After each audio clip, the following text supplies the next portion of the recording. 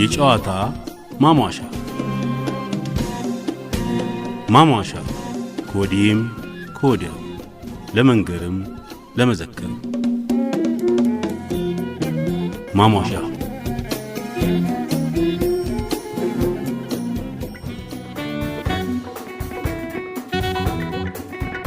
የቻይና መሪዎች ይግደሉ።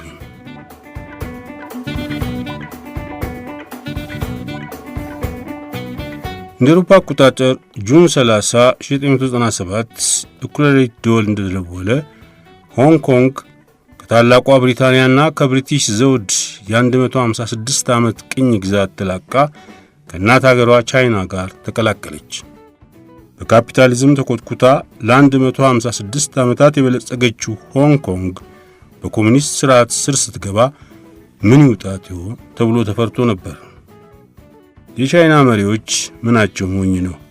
ለሆንግ ኮንግ ልዩ አስተዳደር ዘረጉላት። በአንድ ሀገር ሁለት የአስተዳደር ዘይቤዎች፣ ካፒታሊዝምና ኮሙኒዝም። እውን ሊሆን ይችላል ብዬ በሕልሜም ይሁን በሆኔ አስቤም አላቅም። የቻይና መሪዎች ይግደሉኝ የሚል የሚመስል ነገር ተናገሩ አሉ የቀድሞ የእንግሊዝ ጠቅላይ ሚኒስትር ቶኒ ብሌር። ሆንግ ኮንግ እናቷ ቻይና ጉያ ከተቀላቀለች 19 ዓመት ገደማ አለፋት። ሌላውን ይቆጩ እንጂ ቻይና ዛሬም አለገና ትላለች ወደ ታይዋን እየተመለከተች።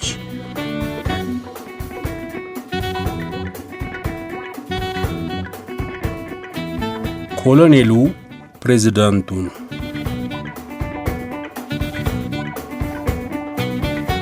ከአፍሪካ ማህበር መስራቾች አንዱ የሆኑት የግብፁ መሪ ጋማል አብደል ናስር ፕሬዝዳንት የሆኑት ከ70 ዓመት በፊት በዚህ ሰሞን ነበር። ካሁን በኋላ እንጃ እንጂ እስከ ሆስኒ ሙባረክ መውደቅ ድረስ ግብፅ የኖረችው እኚህ የቀድሞ ፕሬዝዳንቷ ጋማል አብደል ናስር እንደሰሯት ነው ይባላል። ስለ ጋማል አብደል ናስር የስብሐት ገብረ እግዚአብሔርን ጽሑፍ ተወሰን ጥቂት እንበል። ንጉሥ ፋሩቅ ለስሙ የግብፅ ንጉሥ ይባሉ እንጂ አገሪቱን የምትገዛው እንግሊዝ ነበረች። ጋማል አብደል ናስር በልጅነቱ የእንግሊዝን አገዛዝ ይቃወም ነበር። ምኞቱ፣ ጸሎቱ ከዕለታት አንድ ቀን ግብፅን ነፃ ማውጣት ነበር። 30 ዓመት ሲሆነው ማለትም በ1949 ነፃ መኮንኖች ህቡ ማኅበር አቋቋሙ። ለ3 ዓመት ስውር ድርጅትና ዝግጅት በኋላ ኮሎኔል ናስርና ነፃ መኮንኖች የተሳካ መፈንቅለ መንግሥት አካሄዱ። ንጉሥ ፋሩቅን ገደሉት ወይ? ምን ይገሉታል? እነ ናስር እኮ የተነሱት አገሪቷን ነፃ ለማውጣት ነው እንጂ ማንም ለመግደል ወይም ለማሰር አይደለም። ፋሩቅ ከዚያ በኋላ ወደ ግብፅ አልተመለሰም፣ ተሰደደ። ጄኔራል መሐመድ ናጊብ በመላ ግብፅ እጅግ የተወደደ የተከበረ ሰው ነበር። ነፃ መኮንኖች ጄኔራል ናጊብን ፕሬዝዳንትና ጠቅላይ ሚኒስትር አድርገው ሾሟቸው። ከ2 ዓመት በኋላ በ1954 አሰናበቷቸውና ናስር ራሱ ስልጣኑን በይፋ ያዘ። በጨዋታችን ላይ የኛ ሀገር አብዮት መሪዎች የነ ኮሎኔል መንግስቱ ኃይለማርያም ስልጣን አወጣጥ ከናስር የተኮረጀ ነበር እንዴ? በ1956 ነፃ መኮንኖች አዲስ ሕገ መንግሥት አርቅቀው ሕዝቡን አጽድቅልን አሉት። ብዙ በሆነ ድምፅ አጸደቀላቸው። ወዲያው ናስር ፕሬዝዳንት ሆኑ። ይህ የሆነው ከ70 ዓመት በፊት ነበር። ከስብሐት መጽሐፉን ቀጥል። ናስር አረባዊ ሶሻሊዝም የሚባል የኢኮኖሚ ሥርዓት አወጀ። ከሀብታም ባለመሬቶች ላይ 243,000 ሄክታር መሬት ወረሰና ለድሃ ገበሬዎች አከፋፈለ። ግብፅን ነፃ ከማውጣት ቀጥሎ የናስር ዋና ዕቅድ አስዋን የሚባለው ቦታ ላይ አባይን በትልቁ ግድብ ለአገሪቱ አስተማማኝ የውሃ ክምችት ለማስገኘት ነበር። እንግሊዝና አሜሪካ ታዲያ እንተባበረሃለን፣ እንገድብልሃለን ሲሉ ከቆዩ በኋላ ሐሳባቸውን ቀየሩ። በጉዳዩ የለንበትም አሉ። አንዳንዴ ሀገሮችም እንቁልልጭ ይጫወታሉ። ናስርን እንቁልልጭ ማለት ግን አደገኛ ጨዋታ ነበር። ያን ጊዜ ግን አልታወቀም እንጂ። ያን ጊዜ የስዊስ ካናል ኩባንያ አብዛኛው አክሲዮን በእንግሊዝ ነበር። ስዊስ ካናል ሜዲትራኒያን ባህርና ቀይ ባህርን ያገናኛል። የአውሮፓ ንግድ ከምስራቁ ዓለም ጋር የሚካሄደው በአብዛኛው በዚህ ካናል እየተጫኑ በሚያልፉ መርከቦች ነበር። የስዊስ ካናል ኩባንያን የግብፅ መንግሥት ወረሰው። ጉድፈላ። ናስር አበደ ተባለ። የእንግሊዝ የፈረንሳይና የእስራኤል ነገሥታት ተማከሩበት። በዚህ በኩል እስራኤል የሲና ባሕረ ሰላጤን ወረረች። በዚህ በኩል ደግሞ እንግሊዝና ፈረንሳይ ስዊዝን ወረሩ። ዓለም በጭንቀት ተወጠረች። ወረራ አይፈቀድም ተባለ። አሜሪካ በተለይ ሽንጧን ገትራ ተከራከረች። የተባበሩት መንግስታት አባላት የሆኑ ሀገራት ተባብረው ሌላውን የተባበሩት መንግስታት አባል ሀገር ከወረሩማ የተባበሩት መንግስታት ለምን ተቋቋመ? እስራኤል፣ እንግሊዝና ፈረንሳይ ጦሮቻቸውን ከምድረ ግብጽ ሲያስወጡ ዓለም እፎይ አለ። ዓለም ናስር ላይ አተኮረ። በዓለም ላይ የገዘፈ ሄደ። አግዙኝ፣ የአስዋን ግድብን እንገንባው፣ የግብጽ ሕዝብ አስተማማኝ ውሃ ያስፈልገዋል አለ።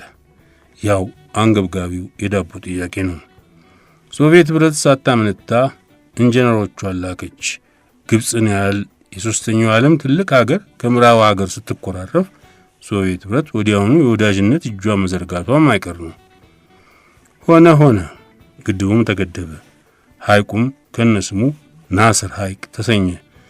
በሶስተኛው ዓለም በተለይም በወጣቶች ዘንድ ናስር ከሀገር ወዳድ ጀግና ነፃ አውጪዎች አንዱ ሆነ። ከስዊዝ ካናሉ ግጭት በኋላ ናስር እያደር በሶቪየት ኅብረት ላይ መተማመንን እያበዛ ሄደ። ሶቪየት ኅብረትም የጦር መሳሪያ በገፍ ትሸጥለት ገባች።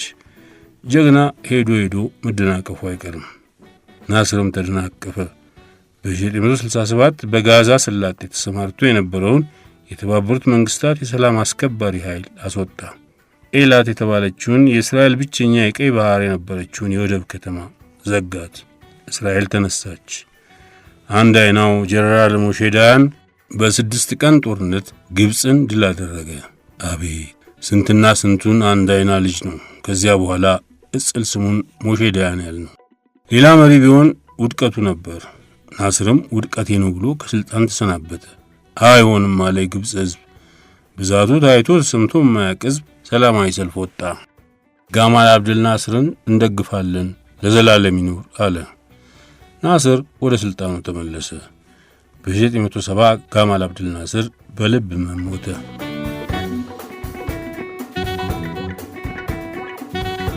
Gone with the Wind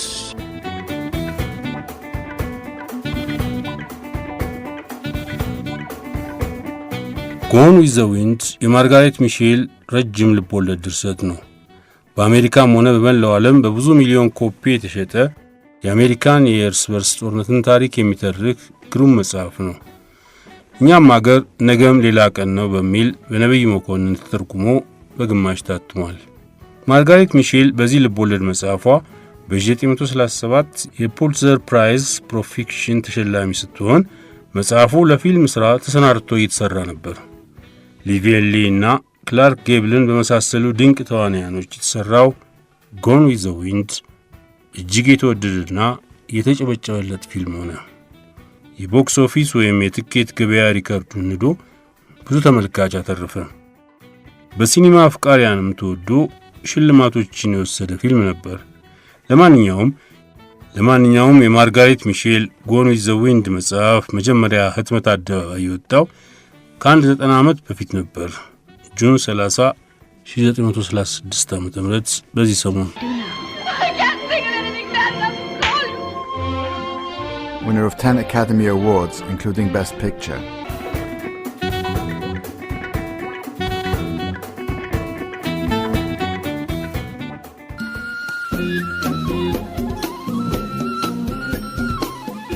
የጨዋታ ማሟሻ ከወዲህም ከወዲያው ለመንገርም ለመዘከርም